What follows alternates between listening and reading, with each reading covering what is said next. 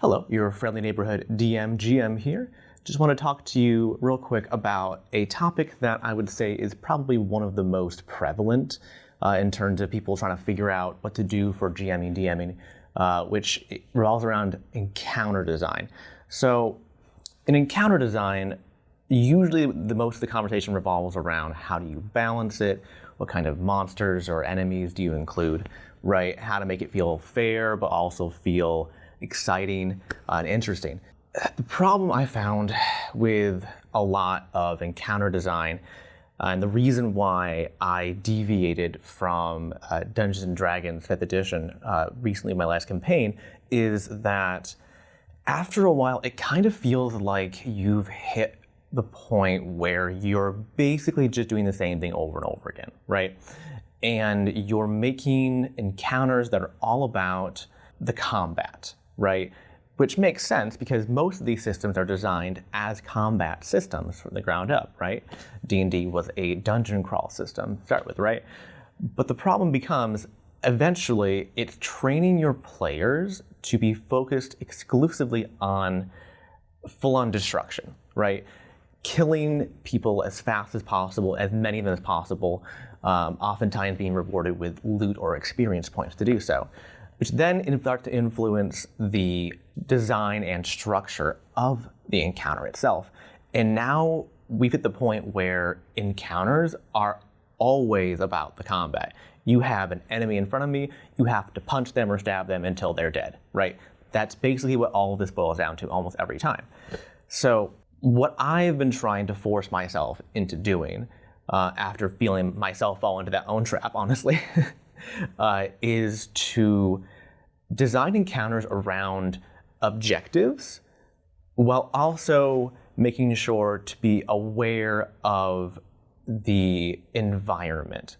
The environment almost never gets much play in encounter design, in my experience, except when it comes to possibly, traps. But environmental design is honestly more about the other people in the world, right? Especially if you're going to be doing a lot of combat and encounters in cities and towns, you want to make it so that the populace of those places are actually involved in the process, right? In order to make it feel like a lived-in world and an encounter that has stakes beyond, will my character die, right? Or will my friend's character die? Now you're adding in an element of what happened to the populace through collateral damage, and also what is the populace's reaction to what's happening here, right? Because you're always going to get plenty of people that are running away, but in a world where you have, either magic or guns or whatever it is your system is, you're going to have some sort of powers, basically, right? So whatever your system is, you're going to have other individuals who have probably similar but lesser powers, right? And you also have other people that are maybe part of the resistance against the government or against a faction, right? You have other factions that are at war with the faction you're currently fighting. How are they going to interact with the encounter happening, right? What are their stakes in what's happening? And once you first started off with making sure your encounter is objective-based, right? You're trying to achieve a specific goal that's not just, I must beat these people. It's, I have to accomplish this task. I have to stop the bomb going off. I have to, prevent the demon lord being summoned, right? Now, once you've included those as your primary thing they're trying to accomplish, now you can begin to influence the encounter with outside forces. So for instance, an enemy takes a hostage, right? And now you have to kind of navigate around, how do we deal with that situation? Maybe you have a retired soldier who's going to join the fight in order to try and stop something bad from happening, from an army marching in, or from, a gang leader taking over the town or something, right? Now they're going to become an ally of the players in order to, give them an extra buy-in to the scene, basically. It's always important to try and include more people in your encounters. I know it's always a bit of a struggle as a DM because you don't want to bog down your encounters with a bunch of NPCs talking all the time because you're like, oh, I gotta streamline, I gotta go faster, I gotta make sure it's efficient, right? And I feel like efficiency is kind of the death of narrative. You strip it down to becoming a mechanics game now. It's just a numbers game because you're trying so hard to make sure that we get to the encounter, that we get to all the mechanics, right? You want to do. And you've lost sight of like the story and the people at that point, right? My recommendation is to scale back on maybe the number of enemies or the length of the encounter and include more people in it. Also in terms of environment, rather than just having, maybe, tiles or whatever that, the players can step on to activate things, have parts of the environment be preset to change based on what turn it is. So I've been using a gyro system, which basically means that the encounter has a fixed number of turns, right? And during each of those turns, there's different color zones for what level of danger is happening. You go with green, yellow, red, right? Which is unique to the Sentinel Comics universe system that I've been using, but honestly, it can be applied to any tabletop system, right? The idea being that the longer a fight goes on, the closer you get towards the objective needing to be accomplished before XYZ happens, right? There's a timer or something, It gives actual stakes for time sensitivity, right? You can't just have the battle drag on forever and ever. And also now as a DM, you know how long the encounter is going to be, which is a huge blessing. But on top of the color system here, right? Having that system now allows you to have environmental effects trigger when you shift between, for instance, green and yellow zone, when you upgrade the emergency level of the scenario, right? So we'll say maybe you're fighting in an area that has an active volcano. Maybe it erupts when it hits the yellow zone or red zone or something, right? And that has maybe nothing to do with the actual encounter, but now it's the thing you're going to include as part of your environmental shift, But even better than that is if you have something that is part of the actual objective, right? So, we'll say, just a very simple example of there's a bomb going to go off at the end of the 6th turn or something, and after you hit red zone, right? The end of that, turn 6, it explodes. Well, maybe when it hits, the minute mark or whatever that looks like for the timer, a bunch more enemies appear. Or maybe when it hits the 2-minute mark, a smaller device goes off somewhere else across town, or a bridge collapse happens because of the fighting, right?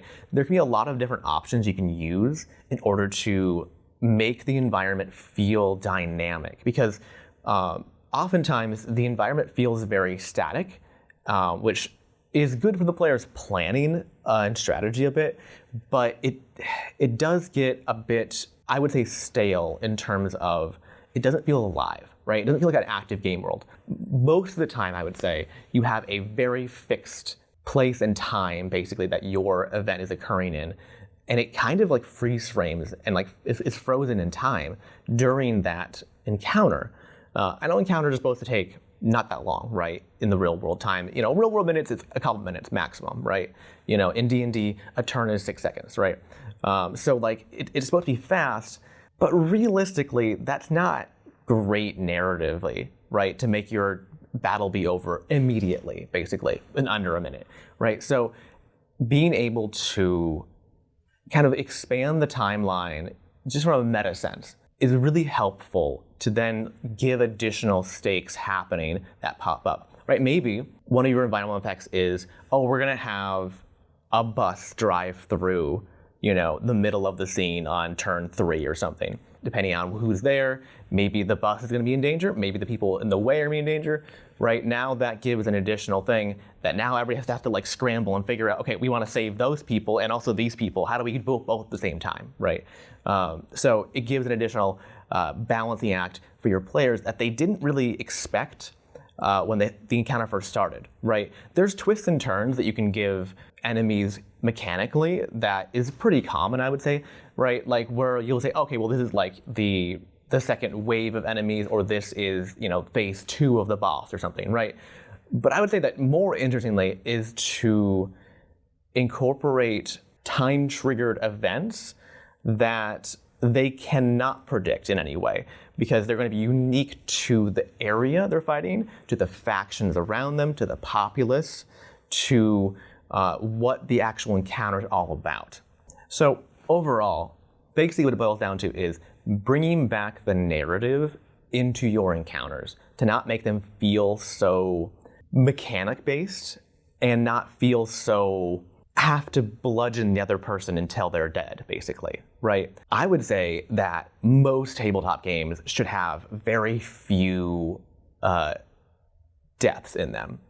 I don't mean player deaths, which is also true, but I mean the players shouldn't be murdering people constantly. Monsters, maybe sure, but people, I would argue, should be very, very uncommon to actually kill.